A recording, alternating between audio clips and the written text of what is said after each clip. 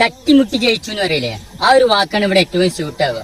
പുലർച്ചെ അലാറം വെച്ച് എണീറ്റ് കളി കാണാനിരുന്ന കട്ട പോർച്ചുഗൽ ആരാധകരെ പോലും നിരാശപ്പെടുന്ന രീതിയിലുള്ള പ്രകടനമാണ് ഇന്ന് പോർച്ചുഗൽ എന്ന ടീമിന്റെ ഭാഗത്ത് ഉണ്ടായിട്ടുള്ളത്. നമ്മളൊക്കെ ഒരുപാട് ആഗ്രഹിച്ച വിജയമാണ് കാണാൻ സാധിച്ചത്. പക്ഷേ ഇത് അവർ അർഹിക്കുന്നുണ്ടോ എന്ന് ചോദിച്ചാൽ എന്റെ അഭിപ്രായത്തിലില്ല. ഇത്രയും നാടകീയത നിറഞ്ഞൊരു കളി, ഇതുവരെയുള്ളതിൽ ഏറ്റവും കൂടുതൽ എക്സ്ട്രാ ടൈം അനുവദിക്കപ്പെട്ടുള്ള ഒരു കളി, അവസാന മിനിറ്റിലൊക്കെ VR റിസൾട്ടിന് വേണ്ടിയിട്ട് ശ്വാസം അടക്കി പിടിച്ചിട്ടാണ് കാത്തിരുന്നത്. അപ്പൊ ഇന്നത്തെ മൊത്തം കളിയില് നല്ല രസകരമായിട്ടുള്ള ആവേശഭരിതമായിട്ടുള്ള കളി കാഴ്ചവെച്ചുള്ളത് ക്രൊയേഷ്യയാണ് എന്റെ അഭിപ്രായത്തില്.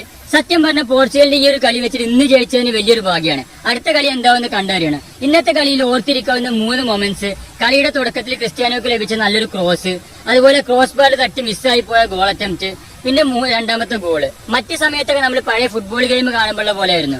ആരോ എങ്ങോട്ടോ ബോൾ കൊണ്ടുപോകുന്നു, ആർക്കോ കൊടുക്കുന്നു, ഒരു കൃത്യതയില്ലാത്ത പാസ്, ഒരു ലക്ഷ്യബോധമില്ലാത്ത ഷോട്ടുകള്. കൂട്ടത്തിൽ ഒരു കാര്യം എടുത്തു പറയാൻ, ലോകകപ്പിൽ ആദ്യത്തെ നോക്കൌട്ട് ഗോൾ സ്വന്തമാക്കിക്കൊണ്ട് ലോകകപ്പിൽ നോക്കൌട്ട് ഗോൾ നേടുന്ന ഏറ്റവും പ്രായം കൂടിയ വ്യക്തി എന്ന റെക്കോർഡ് കൂടെ ക്രിസ്ത്യാനോ റൊണാൾഡോ സ്വന്തമാക്കിയിരിക്കുകയാണ്.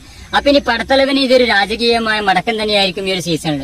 ഫൈനൽ വിസിൽ അടിക്കാൻ നേരം വൈകിയപ്പോൾ ഉണ്ടായ ടെൻഷൻ ഉണ്ടല്ലോ, എന്താണോ അവിടെ സംഭവിക്കാൻ പാടില്ല എന്ന് ആഗ്രഹിച്ച അത് തന്നെ സംഭവിച്ചു. അവസാനം VAR അത് ഗോൾ കൺഫേം ആക്കുന്നത് വരെ ശ്വാസം നേരെ വേണ്ടില്ല.